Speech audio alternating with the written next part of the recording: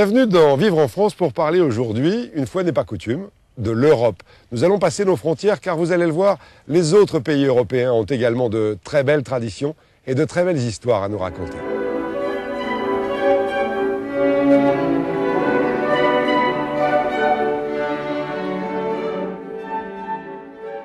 Désir de strass, de paillettes, de mousseline ou de baise-main, rendez-vous à Vienne pour ce que l'on appelle la 5e saison, celle des bals. Près de 300 entre décembre et mai, bal de l'opéra, des avocats, de l'empereur, des médecins et même des nus, tout est prétexte. On a coutume de dire dans la capitale autrichienne que l'on va au bal comme au café. Dès leur plus jeune âge, les Viennois fréquentent les écoles de danse. L'une des plus réputées est celle de Thomas Sellmayer, qui nous ouvre ses portes. Avant de commencer à danser, les couples marchent ensemble, comme vous le voyez. On appelle ça la promenade. Ces bals, ces écoles, ces dernières années, c'était considéré comme très ringard. Mais à présent, ça redevient très à la mode. Des bals, il y en a pour tous les âges, tous les goûts, tous les styles. Et cela tient même de l'art de vivre. Rien de surfait que du raffiné, surtout pour les parents, la base indispensable de l'éducation. C'est le cas de Sophie. Est-ce qu'être viennois, ça veut dire qu'il faut impérativement savoir danser la valse? C'est ce que ma mère trouve, c'est pour ça que je suis ici. Sinon, je ne serais pas ici. Pourquoi ça vous plaît pas? Si, ça commence à me plaire, mais au début, je n'ai pas trop aimé. Pour faire un petit point d'histoire, il faut savoir que cette tradition remonte au XVe siècle lorsque Maximilien d'Autriche épouse Marie de Bourgogne et que la France, à cette époque, donne le tempo de la mode en Europe durant plusieurs siècles, y compris la mode des bals. La France était le grand maître de la mode pendant beaucoup de centaines d'années, mais aujourd'hui, c'est très vivant à Vienne, mais pas en France. Je crois qu'il n'y a pas un autre pays où c'est tellement vivant qu'ici. Dans toutes les écoles de Vienne, les jeunes se retrouvent 1 à 2 fois par semaine. On répète à souhait, car chacun rêve d'être sélectionné pour ouvrir l'un des grands bals de la saison. Un vrai concours où il faut savoir tout danser en fonction des modes du moment. Dans le début du XXe siècle, il y avait le tango, et après le quick-step, et après le charleston, qui était très très dans le vent. Mais et dans ce temps-là, la valse était presque morte, mais elle est revenue. Parmi la multitude des bals organisés durant le carnaval, le bal des officiers peut prétendre au rang de l'événement mondain de premier ordre. Et ces jeunes garçons qui s'entraînent ce soir tiennent à cette tradition qui remonte aux années 50. Vous savez, c'est une tradition très ancienne. Et nous, en tant qu'officiers, eh bien, nous devons la maintenir en vie. D'ailleurs, notre institution militaire tient à ce que nous conservions cette tradition. C'est une part de notre histoire et nous avons le devoir de la perpétuer. Ils viennent pour rencontrer d'autres gens, pour apprendre la danse et pour apprendre les manières. Et qu'est-ce que c'est les manières? Les manières, le savoir-vivre, comme vous dites en France, l'étiquette. Toujours très présent dans l'histoire des Viennois, Sissi et François-Joseph avaient coutume d'ouvrir les grands bals. Chaque 31 décembre, pour le bal de l'empereur, on perpétue la tradition. À minuit pile, dans les salons lambrissés du palais impérial de la Hofburg, en fracs et en robes longues, les danseurs s'enlacent sur les valses de Strauss. 3000 privilégiés pour des moments uniques, magiques, mais aussi nostalgiques, où Vienne redevient impériale, le temps d'une valse.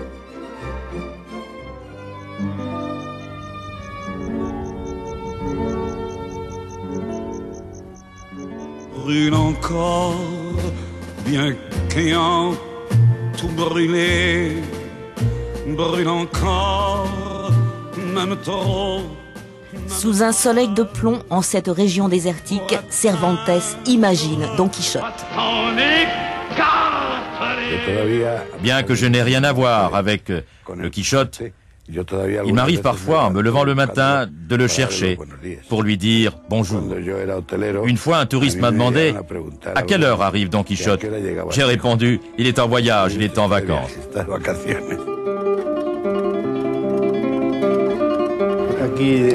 Cervantes, dès le premier chapitre de son roman de chevalerie, situe l'action dans la Mancha.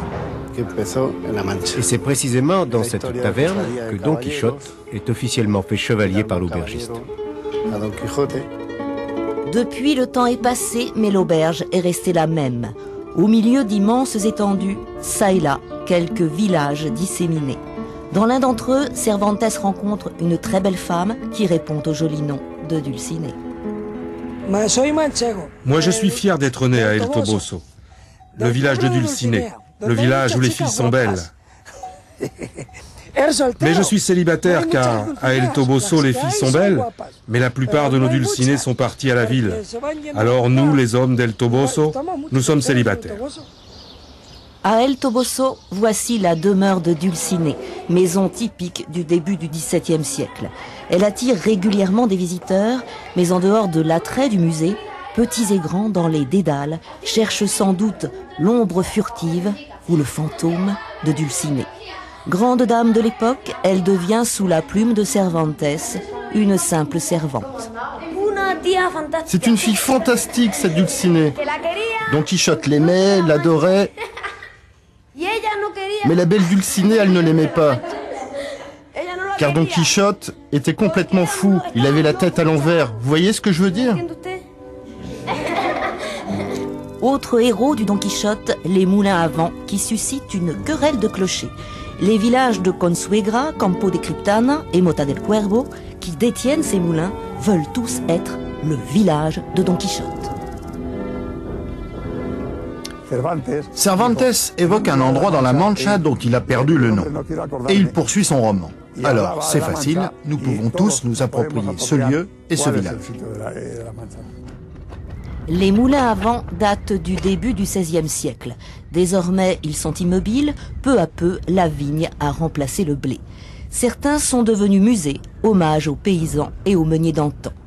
Des moulins riches en histoire et en anecdotes, parfois surprenantes. Nous sommes dans un moulin où un meunier s'est tué au milieu du 19e siècle. On a dit que c'était le moulin qui avait tué le meunier. Alors il y a eu un procès, et étonnant, le moulin, comme s'il était une personne, a été condamné à ne plus fonctionner pendant un an. Décidément, Don Quichotte n'est pas le seul à avoir considéré les moulins à vent comme de véritables êtres humains. Don Quichotte, dans son imaginaire, croit voir des géants armés. Il se bat contre ces étranges silhouettes. Et aujourd'hui, Don Quichotte semble toujours hanter les lieux.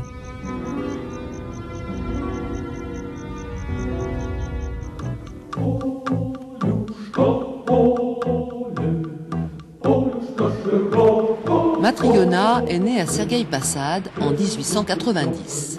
Matryona, c'est le nom donné à la première poupée russe. Ses descendantes, les Matryoshka, les petites Matryona, sont depuis célèbres dans le monde entier. Sergueï Passad, c'est la ville de Saint-Serge, le chef spirituel du peuple russe. À l'entrée du monastère où reposent ses reliques, les Matryoshka accueillent pèlerins et touristes. Pour les étrangers, une Matryoshka, c'est le souvenir classique de Russie, mais pour les Russes, une Matryoshka, c'est le souvenir de Sergueï Passad. Ça existe depuis longtemps et ça fait la gloire de notre artisanat. Les poupées gigognes étaient à l'origine de simples jouets.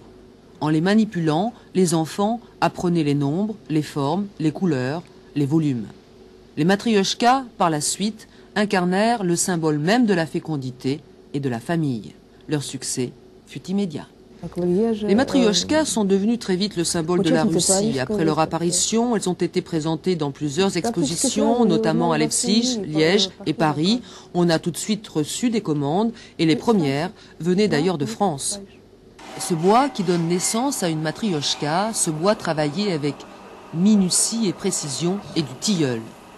La création des Matryoshka est une tradition, un savoir-faire que les habitants de Sergueï Passad se transmettent de génération en génération. Cette fabrique produit 5000 poupées par mois. Une usine qui conserve un caractère artisanal, les visages, les costumes, les sourires, les yeux sont toujours peints à la main. Quand je suis de bonne humeur, mes matrioshkas deviennent tout de suite plus jolies, plus sympathiques. Et quand au contraire je suis de mauvaise humeur, eh bien leurs visages sont tristes. La fabrique des matrioshkas était avant la perestroïka un monopole d'État. Depuis, la crise aidant, chacun s'est découvert ici des talents d'artiste et la réalisation de ces armées de poupées devient parfois une affaire de famille. Vladimir a transformé sa cave en atelier. Cet artisan était autrefois spécialiste des réacteurs de fusée à propulsion liquide, mais finit la haute technologie et place au tilleul et à la peinture une activité beaucoup plus rentable. Ça, c'est la forme traditionnelle de matrioshka. Elle s'appelle un obus chez les professionnels. Il y a des formes avec un gros ventre, comme une femme enceinte, mais ça, c'est la forme la plus traditionnelle pour Sergueï Posad. Ces poupées prennent chaque matin la direction de la capitale et des lieux touristiques. En les achetant, les étrangers ramènent ainsi dans leur bagage un petit bout de Russie. Mais pour courtiser davantage cette clientèle privilégiée, les matrioshkas traditionnels ou joues roses cèdent régulièrement à la mode et à l'actualité.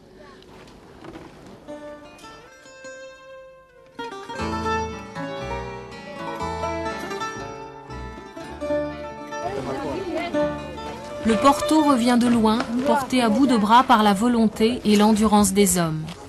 Depuis des siècles, il défie tous les ans 9 mois d'hiver et 3 mois d'enfer. 40 degrés à l'ombre et pas un souffle d'air l'été, froid, vent et pluie le reste de l'année. Alors le temps des vendanges sonne la victoire de la persévérance et de l'entêtement venu à bout du climat et des pentes escarpées.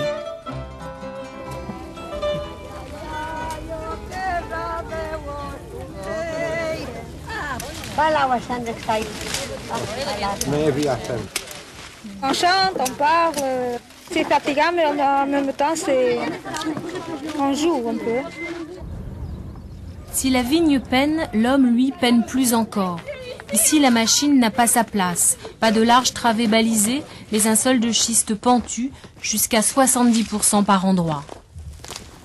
Il a fallu inventer la vigne, défoncer la pierre pour sculpter 42 000 hectares de haut en bas et planter les cèpes. Les terrasses, soutenues par des kilomètres de murets, luttent contre le ruissellement des pluies. Elles évoquent les pyramides aztèques, pures et graphiques. Le raisin dont on fait le Porto n'est qu'au début de sa vie lorsqu'il est cueilli. C'est le vin le plus humanisé du monde, disent les Portugais.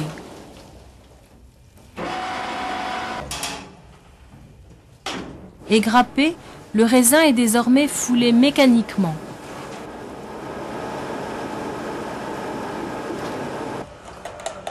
Seule une petite quantité de la récolte, sélectionnée pour sa qualité, deviendra un Porto millésimé et reste foulé aux pieds.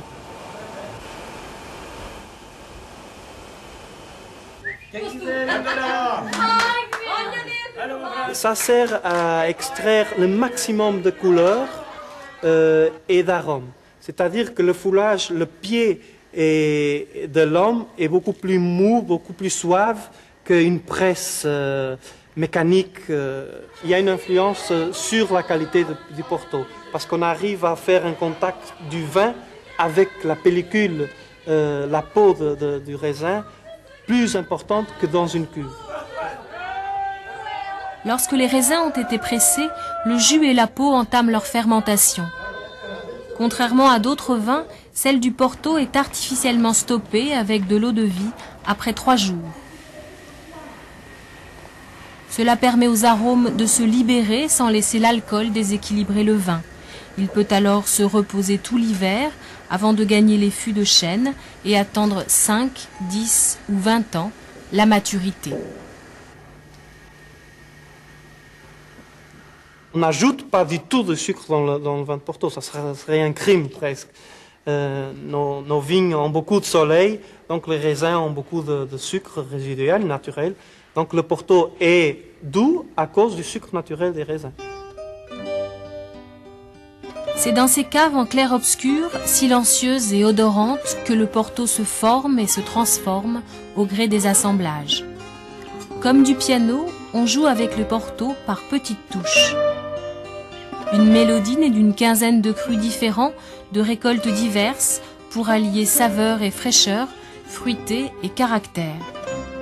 De tous les âges, de toutes les couleurs, consommé de l'apéritif au dessert, le Porto est l'âme du Portugal, grâce à laquelle il étonne le monde.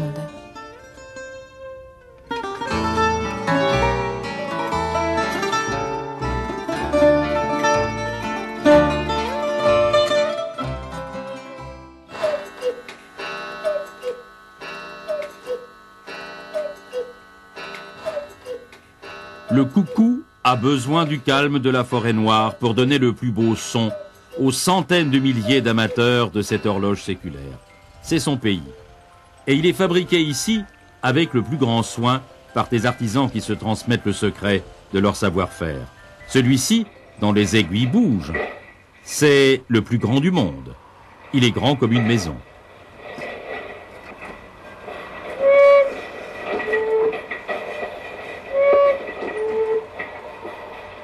Ce coucou appelle tout le temps.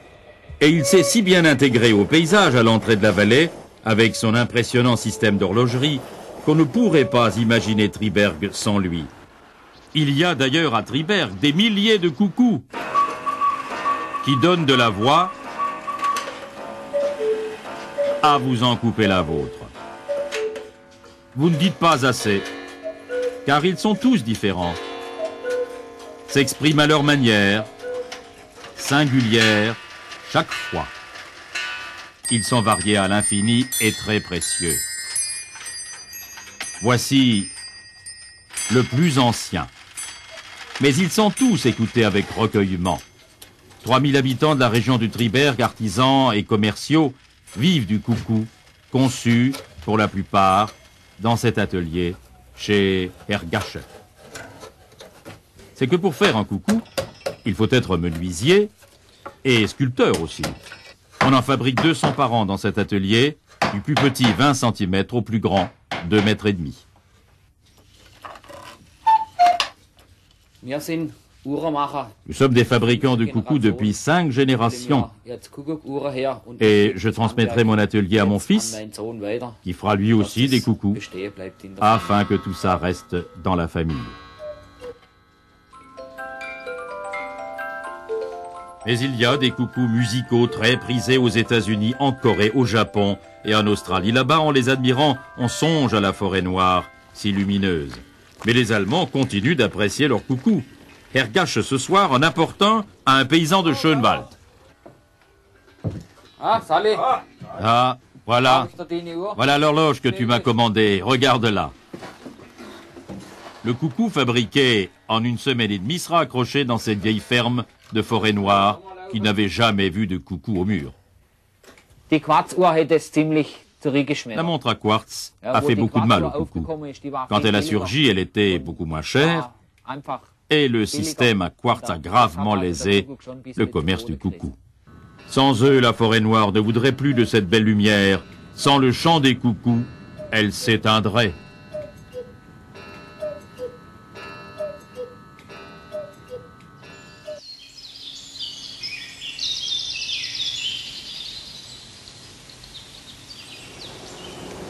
En fait, il y a 2 Toscanes. La brune et la verte.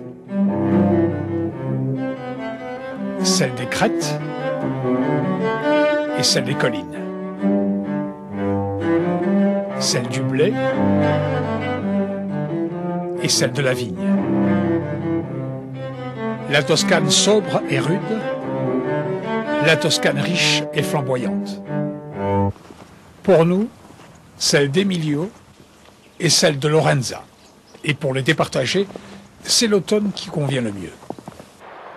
La première donc, au sud de Sienne, en cette saison n'est faite que de terre. En quelques jours, les verts du printemps et les dorés de l'été ont disparu avec la moisson. Il ne reste plus que des courbes douces sur une immense chair de poule, celle qu'a laissée la charrue en défonçant les champs de blé. La couleur de l'argile change selon les terrains. Elle va du presque blanc au gris foncé. Et les pluies de l'automne modifient continuellement les teintes. C'est pur à force d'être dépouillé, c'est tout en nuances et en dégradés, à tel point que les peintres en ont baptisé une de leurs couleurs, le terre de Sienne. C'est le dimanche, lorsque nous partons en famille, nous promener, qu'on apprécie vraiment ce paysage. L'autre Toscane, elle non plus, ne doit rien au hasard. C'est simplement une autre activité humaine qui l'a façonnée. Et à force de dessiner des damiers sur le flanc des collines, ces vignerons ont acquis la richesse et le prestige. Ici, c'était un monastère. Et le fils de Lorenzo de' Medici, qui est devenu pape, qui était Giovanni II, il était chef de l'abbaye ici. Et alors, Lorenzo de' Medici connaissait très bien le vin d'ici. Et en fait, il y a des lettres qui disaient que le blanc était bon, mais le rouge était beaucoup mieux. Et depuis des siècles, l'architecture est la même. Des vignes à l'assaut des coteaux et des fermes châteaux au sommet des collines. En bas des velours côtelés, en haut des touffes et des plumets. L'alignement des cèpes couronné par celui des cyprès. Les premiers sont très sensibles à l'automne, les seconds y sont complètement indifférents. Chaque fois que je prends la voiture, chaque fois c'est différent. Les couleurs changent, les paysages fantastiques. Et chaque fois je m'arrête pour m'admirer la beauté de la région. Alors, la brune ou la verte? En général, le visiteur n'arrive pas à choisir. Et ce n'est pas l'automne qui lui facilitera la tâche.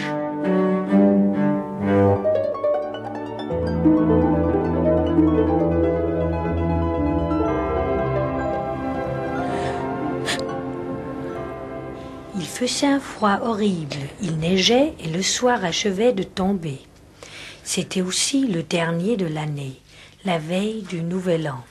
La fillette s'en allait donc, sur ses petits pieds nus. Rien de tel que la réalité pour écrire les plus belles fictions. Et la vie d'Andersen ressemble à l'un de ses plus beaux contes.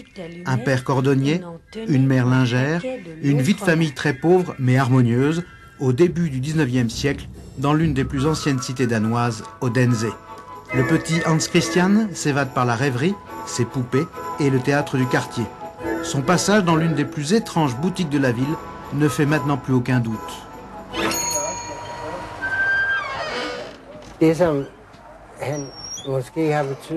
Andersen compte vraiment beaucoup pour moi. Indirectement, c'est sans doute à cause de lui que je me trouve ici aujourd'hui dans cette vieille boutique et que vous me voyez entouré de tout ça, de tous ces objets. Andersen, eh bien, je l'ai lu quand j'étais jeune comme tout le monde, et puis je me suis intéressé à toutes ces histoires et aussi à l'époque où il a vécu. Mon conte préféré, moi je suis fasciné par le soldat de plomb.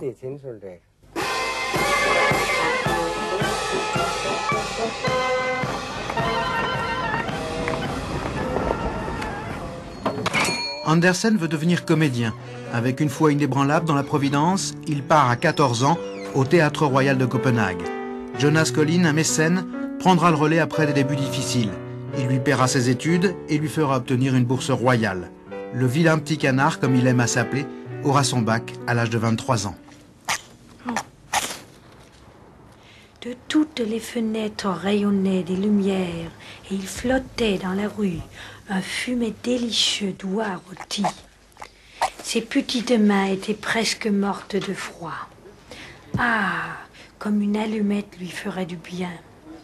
Andersen est quelque chose de très important. Dans les écoles, presque chaque semaine, je veux dire au moins chaque mois, il y a un professeur qui lit des contes d'Andersen. C'est tellement important pour nous comme peut-être les contes Perrault pour vous. Populaire, Andersen l'est aussi pour sa passion du travail manuel et celle très particulière du découpage artistique de papier, une coutume que reprennent en chœur les petits Danois au moment de Noël. En fait, si Noël ne comptait pas spécialement pour lui, Andersen est le premier à avoir si bien décrit cette tradition. Et surtout d'avoir montré comment Noël était fêté dans les familles riches et les familles pauvres.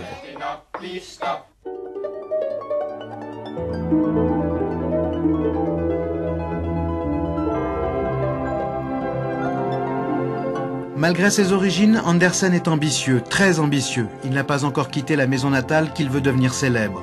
N'a-t-il pas cherché très tôt un pseudonyme, William comme Shakespeare et Walter comme Scott? Si ses premières œuvres peuvent être oubliées, Si la critique danoise n'a pas toujours été très tendre, c'est bien sous son vrai nom, Andersen, qu'il publiera ses 156 contes avec l'appui des meilleurs illustrateurs de l'époque. Elle restait avec un bout d'allumette brûlée à la main. C'est plutôt drôle à dire, mais je pense qu'Andersen ne s'adresse pas spécialement aux enfants, même si son premier conte leur était destiné. En 1875, quand on a voulu l'honorer avec une statue à Copenhague pour ses 70 ans, il a dit lui-même que ses contes étaient écrits pour les grandes personnes. Il est certain que lire Andersen quand vous êtes adulte, cela n'est pas du tout la même chose que lorsque vous le découvrez quand vous êtes enfant. Des châteaux, il y en a des centaines sur son île natale, la Fionie. Mais une princesse sur un petit pois, Andersen n'en a jamais trouvé. Malheureux en amour et secrètement blessé, Andersen le solitaire, Andersen le sensible, se consolera à chaque fois de ses échecs par le voyage, sa deuxième passion. Riche et célèbre, il passera ainsi 15 années hors du Danemark et fera plusieurs fois le tour d'Europe. Dans son meublé du vieux port de Copenhague, ses valises sont toujours prêtes pour aller voir Victor Hugo à Paris ou Charles Dickens en Angleterre. Des échappées indispensables pour nourrir son imaginaire et celui depuis un siècle de millions de lecteurs pour qui ces belles et courtes histoires, souvent tragiques, vont simplement droit au cœur, comme cette petite marchande d'allumettes avant le plus beau des repas de fête. Car sa vieille grand-mère maternelle, la seule ayant été bonne pour elle, avait dit qu'une étoile qui tombe, c'est une âme qui monte à Dieu.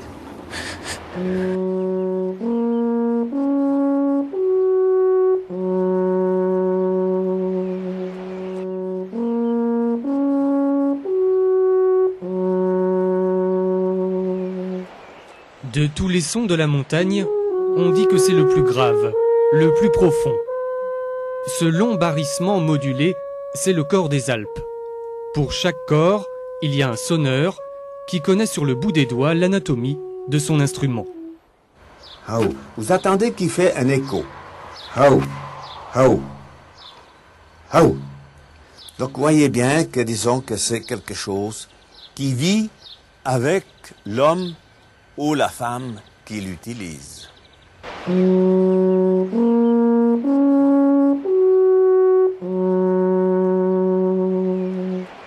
Ce mariage si particulier entre le corps et le sonneur donne lieu chaque année à une fête, à un concert en plein air, sur un sommet des Alpes suisses. Eh bien, ça joue. Dans une vallée, quand on entend le corps des Alpes, on le cherche partout parce qu'il y a un écho qui est formidable. Et pour un joueur de corps des Alpes, que lui ne joue pas puis qu'il entend les autres jouer, ben, on a les poils qui dressent sur les bras.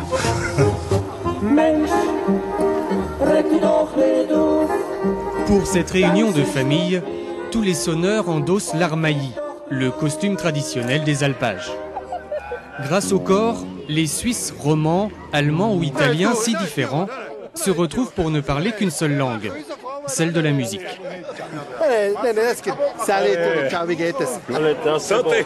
C'est très bon pour le souffle, il faut dégager les voies respiratoires. Puis le vin blanc suisse va très bien pour ça.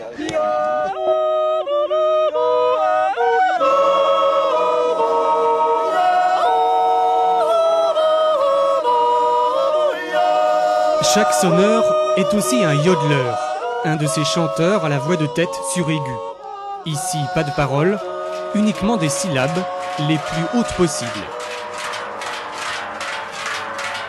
Cet échauffement terminé, l'armée des sonneurs va pouvoir se mettre en place sous le drapeau fédéral. Face à la montagne et face au chef de corps, 200 instruments, tous prêts à tutoyer l'horizon.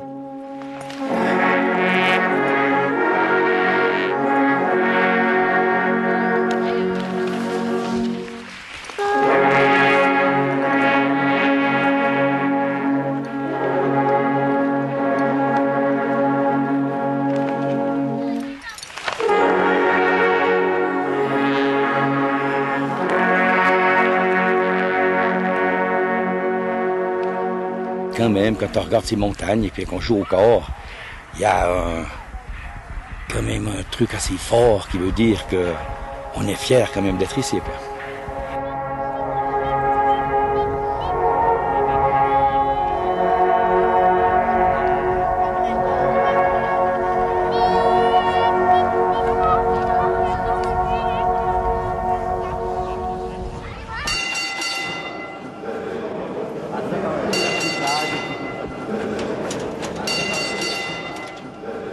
Dans l'aube blafarde, tous les matins pour ces mineurs, c'est la descente non pas aux enfers, mais au travail. Germinal en Silésie. Mais à Wieliczka, ce n'est pas du charbon qu'ils vont arracher aux entrailles de la terre, mais du sel, plus simplement.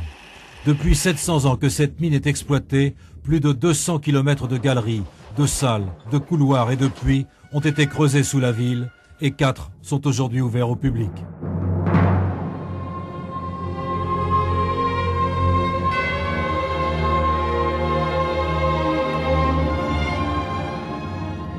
Stupéfiant voyage au fond de la terre pour découvrir, au hasard des galeries, l'histoire des hommes et des machines qui ont permis l'exploitation de la mine. Visite passionnante au royaume du sel gemme, gris, compact, éternel. Autour de vous, tout est en sel, vous marchez sur le sol en sel, le mur et les plafonds, aussi les statues dans la salle sont en sel.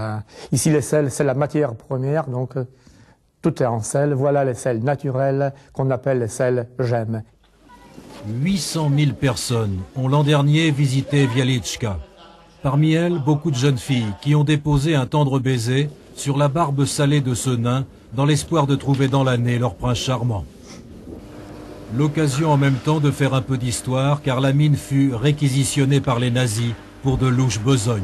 Pendant la dernière guerre, en effet, dans cette immense salle de 36 mètres de haut, les nazis avaient installé un atelier secret. Des centaines et des centaines de prisonniers juifs qui furent à la fin de la guerre exterminés y fabriquaient des pièces pour les moteurs des fameuses fusées V1 et V2. D'autres touristes viennent ici en cure, dans cette vaste salle à 211 mètres de profondeur.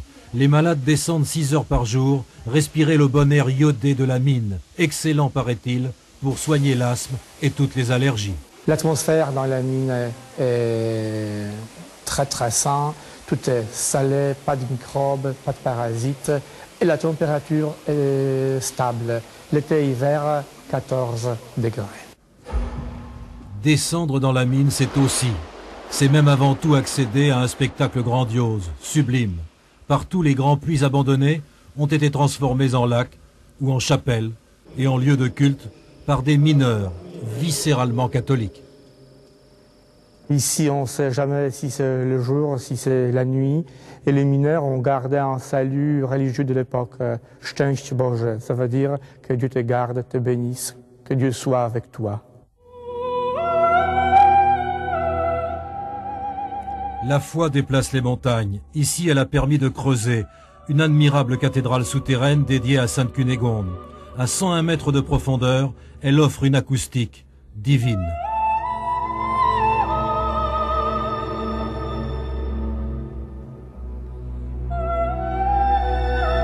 Le sol, les lustres, les murs et les statues ont été creusés, sculptés à même le sel, par 3 mineurs animés d'une fièvre mystique à la fin du siècle dernier. 30 années de travail.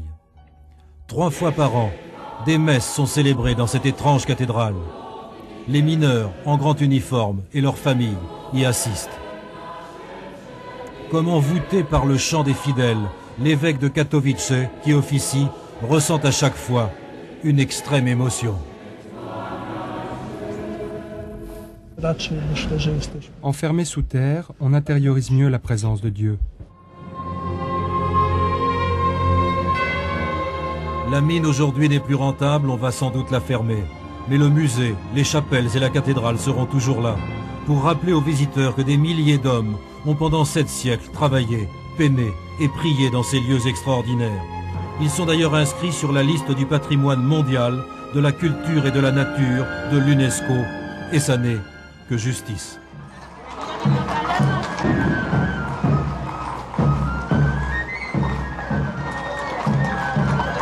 Les chevaux andalous ont le port altier, les cavaliers fière allure. Près de Séville, à la Palma del Condado, défilé ou plutôt procession. Aujourd'hui est un grand jour, celui du départ pour le Rossillon.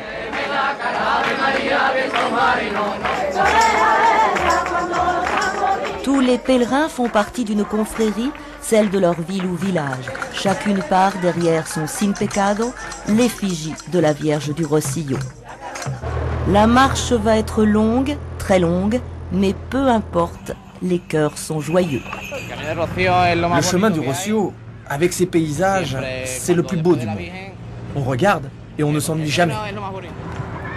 Au fil des kilomètres, les différents cortèges pour le moins colorés se rejoignent. À pied, à cheval ou en carriole, les Andalous traversent la campagne. Des champs, des forêts, parfois des dunes et des marécages. Malgré les apparences, il ne s'agit pas d'une fête gitane, mais bel et bien d'un pèlerinage cher au cœur des Andalous. Sédentaires partis de Séville, Cadix et Huelva, ces hommes et ces femmes se transforment pour quelques jours en nomades. Tout le monde va au même endroit, à la rencontre de notre blanche colombe, la Vierge du Rossillon. Unique en Europe, cette romeria, ce pèlerinage maintes fois évoqué par le poète Federico García Lorca, est aussi et surtout une grande fête populaire, une sorte de feria ambulante. Nous sommes loin des chemins de Saint-Jacques-de-Compostelle et de ses méditations silencieuses. Ici, le flamenco rythme la marche des pèlerins.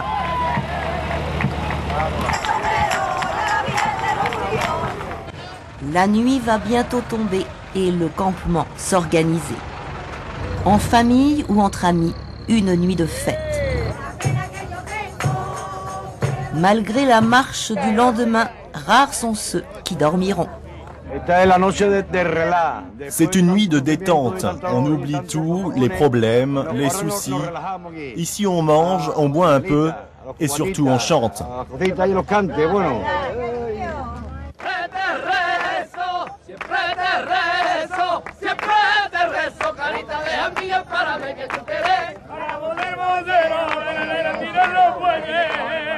Una hermandad centenaria que a mí me quita el sentido, que vuelva por los carriles que a veces viene el rocío. Pa' tirarla a la candela, traigo mis cartas d'amores.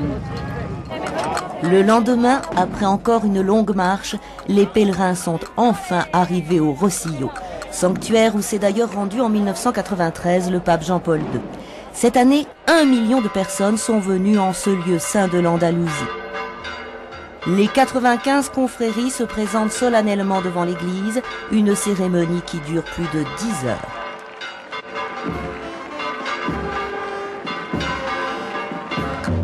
Dans les ruelles adjacentes, l'ambiance bat son plein. Encore du flamenco, encore la feria.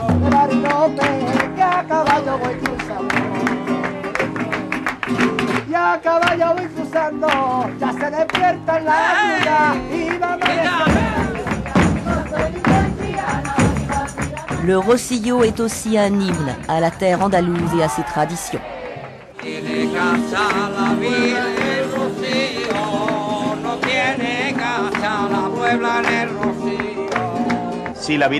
La Vierge du Rossillon est une joie. Alors pourquoi ne pas vivre cette joie? Ce qui se passe ici est le reflet de l'âme du peuple andalou. Mais par-dessus tout, ce qui est important, c'est Notre-Dame qui se trouve dans l'église. Elle est la plus grande dame du monde.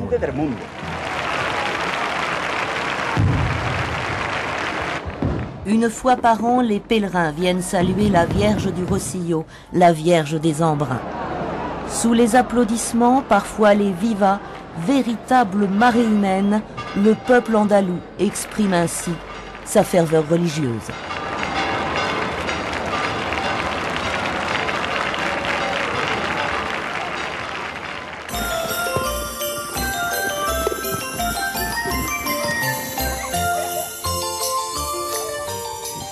Demain, c'est Noël. Youpi! Alors, ce gros papy, c'est qui? Mais oui, c'est bien lui. Lui, c'est le Père Noël. Peut-être bien l'homme le plus célèbre du monde. On sait tout sur le Père Noël, nous. Alors comment il est? Il est tout rouge et il a une barbe. Le plus célèbre, mais aussi le plus recherché à cette époque de l'année. Vous savez où il habite? Au pôle Nord. Et vous auriez quelque chose à lui dire? Bah bonjour quand il arrive. Et puis au revoir quand il repart. Et si j'allais lui dire bonjour de votre part? Il va falloir prendre un manteau avec une fourrure parce que là, tu vas bien avoir froid. Le pôle Nord, les enfants vous le diront, c'est tout au bout du monde. Là où la nuit dure presque toute la journée. Là où la neige tombe presque toute l'année. Mais le Père Noël, lui, n'est pas si facile à trouver. Nous arrivons à Rovaniemi, un village de Laponie, situé juste sur le cercle polaire arctique. Bonjour, vous savez où habite le Père Noël? Non, aucune idée. Mais allez à la poste, on vous renseignera. Un bureau de poste pas tout à fait comme les autres, où sont déjà arrivés 6 millions de lettres d'enfants du monde entier. 32 000 chaque jour, tout adressé au même homme, celui que vous savez. Vous savez où il habite, le Père Noël? Oh. Non, on le voit quand il vient chercher son courrier. Mais il n'y a que les enfants qui savent où il habite. Nous partons donc à la recherche de ces enfants bien informés. Quand soudain, au détour d'une forêt... Hé les enfants, attendez-moi! Attendez-moi!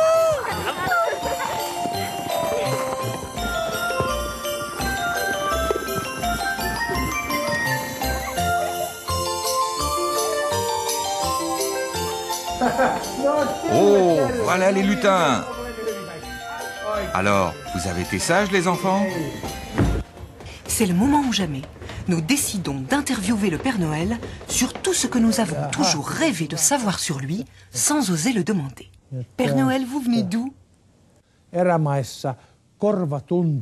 viens de Korvatunturi. C'est un endroit tenu secret, dont le nom signifie la colline aux oreilles. C'est pour ça que je peux entendre les vœux secrets de tous les enfants du monde. Et vous avez quel âge? Un jour, j'ai essayé de me rappeler combien de Noël j'avais vécu. Eh bien, vous savez ce qui m'est arrivé? Je suis arrivé à 364 ans et je me suis endormi.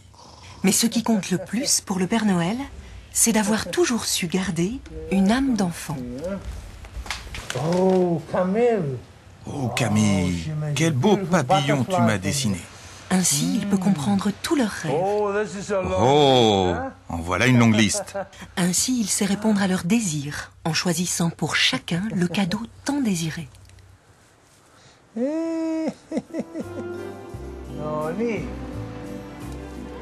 Jour après jour, Noël approche, et les nuits polaires s'habillent de paillettes de couleurs. Et puis enfin arrive le matin du grand jour, le Père Noël part faire le tour du monde. Bien sûr, les rennes volent, mais uniquement pendant la nuit de Noël. D'ailleurs, le Père Noël ne nous dira pas comment. C'est un secret qu'il révèle seulement aux plus sages des enfants.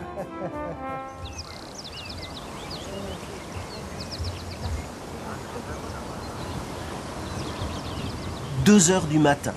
Derrière l'horizon, le soleil s'impatiente. Il annonce déjà la couleur, bouscule les nuées, crache ses premiers feux. La nuit la plus courte s'achève après 2 heures à peine de pénombre. Sur les hauteurs du lac Siljan, au centre de la Suède, tous les ans, une messe célèbre ce moment si particulier, ce jour de grâce aux yeux des Suédois, le jour de l'été. On appelle cela la Midsommar. C'est la fête la plus populaire et c'est aussi la fête de la nature dans ces forêts. Dans ce lit de verdure où la lumière pleut, la végétation semble bondir comme si elle voulait profiter au plus vite de la belle saison. Kjell Runsten et son fils Mikael viennent couper de jeunes bouleaux. En ce jour de la Midsommar, la coutume ici en Dalekarli veut que les habitants plantent cet arbre devant la maison, en guise de bienvenue. Bienvenue aux amis, bienvenue à l'été. Cela avait encore plus d'importance avant, quand les gens d'ici étaient vraiment très pauvres, parce qu'il n'y avait pas de couleur sur les maisons, tout était gris. Alors le jour de l'été, avec ses feuilles vertes et ses arbres blancs, c'était très joli. Pour célébrer la Midsommar, tous les villages autour du lac Siljan préparent des guirlandes de feuilles et des couronnes de fleurs.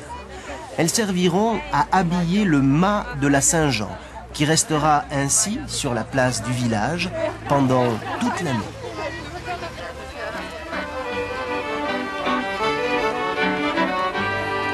Kjell Runsten, lui, a endossé l'habit traditionnel de la région de Mora.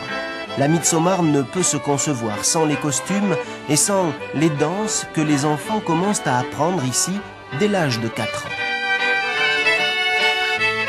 Cette Saint-Jean suédoise a de lointaines origines païennes et l'Église a toujours essayé de canaliser l'enthousiasme qu'elle suscitait. Pendant le XVIIIe siècle, l'Église était contre cette célébration parce que c'est un peu, on a célébré comme aujourd'hui peut-être un peu trop. En buvant. C'est ça, oui. Et on a dansé, et la danse était déjà un peu suspecte à l'époque. Mais l'Église n'a pu rien faire. Les paysans suédois sont restés viscéralement attachés à cette Saint-Jean gourmande, car il fête d'abord le soleil qui manque tellement pendant les longs mois d'hiver. Et puis le mât recouvert de feuilles dressées, fleuries, symbolise aussi la fertilité, l'espoir d'une bonne récolte. La Suède entre dans l'été, toute gorgée de vie et de lumière, sensible, sensuelle comme ces légendes liées à la Midsommar. Les jeunes filles, dit-on, doivent cueillir ce jour-là 7 feuilles différentes et les placer sous l'oreiller. Elles rêveront alors de l'homme qui leur est destiné. Une autre histoire raconte qu'elles peuvent se promener nues ce soir-là, à minuit, et voir dans le reflet des eaux le visage de celui qu'elles attendent. Mais ce soir-là, surtout, les Suédois s'amusent. Ils se rassemblent autour d'un repas familial ou d'une grande fête. Et ils vont boire beaucoup. Les filles autant que les garçons.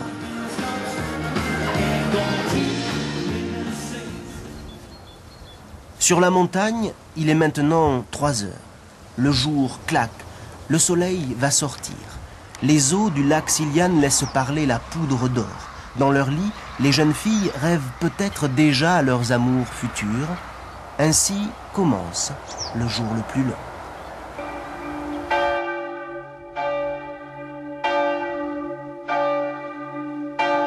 C'est un véritable souk. 10 mois par an ici, on ne voit rien et on n'entend tout au plus que la rumeur des arrière-boutiques. Une 50aine d'artisans qui préparent discrètement Noël. Puis soudain, le 1er novembre, les rideaux se lèvent, les néons s'allument, les étals se déplient, et dans un merveilleux capharnaüm, le petit monde de la crèche explose. Pour un Napolitain, c'est un détour sacré, pour un Italien, un voyage fortement conseillé, au risque de passer pour un ignare ou un sauvage.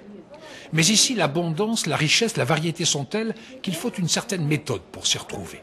Alors voici une tentative de mode d'emploi. Premier impératif, choisir très vite son échelle. Autrement dit, la dimension de la colline, c'est toujours une colline, qui va se déployer autour du petit Jésus. Cela peut aller de quelques centimètres jusqu'à plus de 2 mètres. Les plus téméraires se contentent d'acheter la matière première, l'écorce, les autres choisissent le prêt-à-poser. Et c'est là que le délicieux casse-tête commence. Car les estimations les plus modestes évaluent à plus d'1 millier les personnages, les animaux et les objets qui peuvent rentrer dans une crèche napolitaine. Ici, la crèche illustre la vie quotidienne à Naples. Or, à l'époque, la ville était surpeuplée et très animée. La crèche, pour être belle, doit l'être aussi. Alors, pas d'affolement. Encore une fois, d'abord, la sacro-sainte échelle. Marie, par exemple, se décline à travers au moins 5 tailles différentes. Même variété pour tous les autres. Sans compter qu'une colline, par définition, c'est une perspective. Et que sans un œil affûté, c'est le monde à l'envers qui vous menace. Ça, c'est un personnage de grande dimension, qui doit venir au premier plan dans la crèche. Au second plan, les personnages doivent être déjà plus petits, pour respecter la profondeur. Et enfin, au sommet, c'est-à-dire dans le lointain, viennent les plus petits.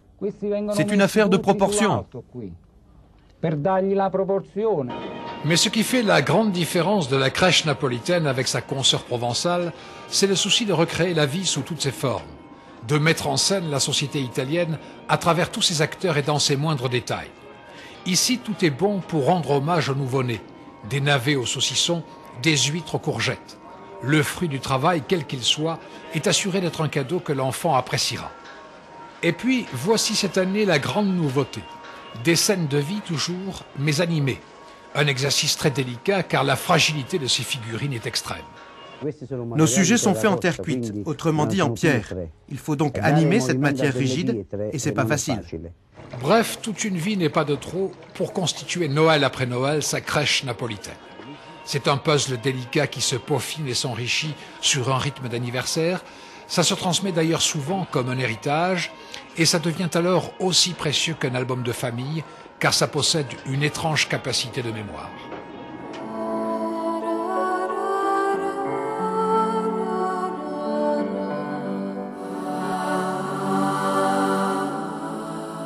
C'est une île au large de l'Écosse, pas très loin de l'Irlande.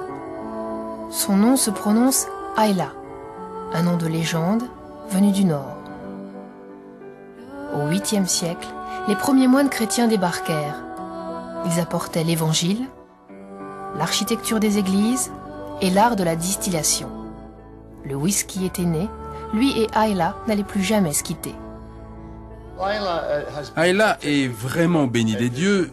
C'est une des îles les plus fertiles d'Écosse. Nous avons plein de champs verts pour y cultiver l'orge. Quantité de tourbe pour faire du feu et de l'eau fraîche pure à foison. Absolument parfait pour faire du bon whisky. Et de siècle en siècle, la tradition perdure. La fabrication du whisky constitue la deuxième activité économique de l'île. 16 distilleries au début du siècle, il en reste 7 aujourd'hui.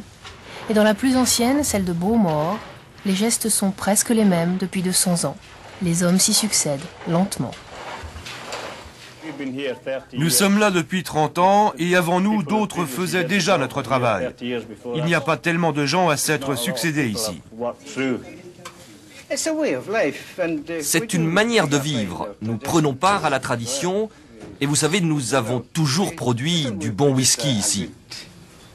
Et à vrai dire, on en est assez fiers. C'est noble de fabriquer du whisky. On s'inscrit dans l'histoire. C'est un travail de longue haleine. Le whisky que je fabrique aujourd'hui, comme nous le conservons ici pendant 30 ans, je serai mort avant que quelqu'un le boive. La naissance d'un whisky est affaire de subtilité, de patience, de ruse, pour dompter des éléments contraires et les faire s'allier. D'abord le feu, celui de la tourbe, pour sécher l'orge et lui léguer un parfum de fumée incomparable. Puis l'eau, pour imprégner le grain, macérer, décanter, un jus presque sucré. Le feu à nouveau, pour chauffer, bouillir, donner naissance à l'alcool. C'est presque de l'alchimie, mais la vraie magie commence plus tard. À partir du moment où le whisky est en barrique, on ne contrôle plus rien. On ne touche à rien, il peut rester ici jusqu'à 25-30 ans. Chaque tonneau a son bois, ses caractéristiques propres. Chaque jour, la météo est différente. Et tout au long des années, les tonneaux vibrent, respirent dans cette atmosphère. Et c'est là que tout le mystère se joue. Et pendant qu'au secret des tonneaux de vieux chênes, le whisky prend sa couleur et sa saveur. Dehors, de Bowmore à Portaskeg, la vie des 4000 habitants d'Islay s'étire tranquillement. Entre les cheminées de la distillerie et le clocher de l'église, double symbole d'une île qui assume avec humour d'être en Écosse à la fois le sanctuaire du whisky et le berceau de la chrétienté.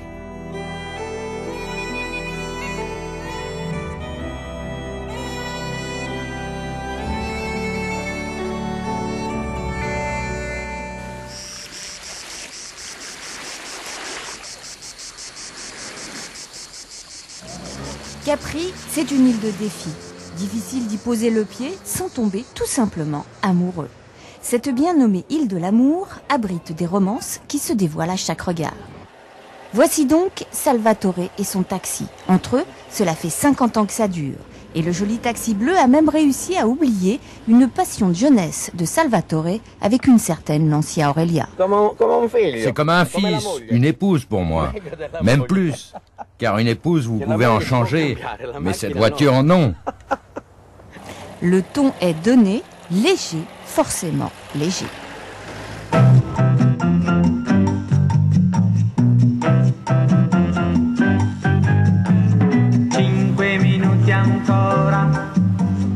« 6 kilomètres de long et 3 de large, l'île n'a plus guère de secrets pour Salvatore et il les a partagés avec tant de célébrités. La liste est longue. La prima è stata la Reed Hayworth, poi la Brigitte Bardot, poi la Sofia Loren e anche Liz Taylor come artisti importantissimi. À elle, comme à nous, il a fait découvrir les 3 stars locales, les Faraglioni, vues d'en dessous ou d'en face à partir des jardins d'Auguste. Et si l'on préfère les dominer, alors il suffit de sauter sur le télésiège. C'est joli, madame? You like it? Oh yes, very nice. Thank you. Contemplé du sommet du Mont Solaro, il s'offre sans réticence sous le regard de l'empereur Tibère. C'est alors que l'on comprend qu'ici, la lumière s'est mise au service de la couleur. Certains entretiennent avec elle un amour serein. Sergio en transforme même le fruit en céramique. Les couleurs des céramiques sont différentes de ce que l'on voit ailleurs. C'est comme pour l'âme, elles traduisent l'atmosphère locale. Ici, la céramique fait partie de la vie. Il n'est pas une rue, pas une demeure qui n'est la sienne. Il faut dire que la tradition est ancienne. En témoigne ce paradis perdu en faïence du XVIIIe siècle posé sur le sol de l'église. Ce jardin d'Éden monumental, nul n'en connaît mieux l'histoire intime que Giovanni. Cet employé municipal voue un amour exclusif à toute archive qui concerne son île. Il leur a même construit un écrin dans son salon car il les recueille précieusement depuis l'âge de 14 ans. Voici son plus beau joyau, la grotte d'Azur. La grotte d'Azur était déjà connue au temps des Romains. Et l'empereur Tibère s'en servait même comme d'une piscine privée. Cette grotte d'Azur, nous l'avons cherchée et retrouvée. Mais surprise, nous ne sommes pas seuls et son cœur est déjà pris par Roberto qui vient chaque jour lui chanter l'aubade.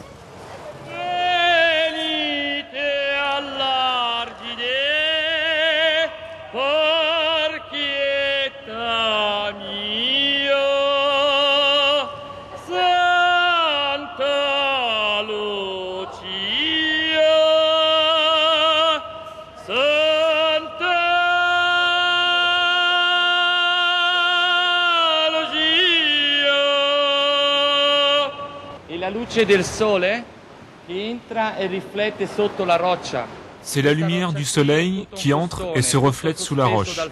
Cette roche est suspendue, avec le fond en sable blanc et la roche calcaire, la couleur se reflète. C'est tout un phénomène naturel. Et puisqu'il faut bien un jour se résoudre à quitter l'île bleue, celle-ci nous réserve un dernier défi. Réussir à regarder s'éloigner ses côtes et dire Capri, sans ajouter irrésistiblement un mot en 4 lettres qui commence par F et se termine par I.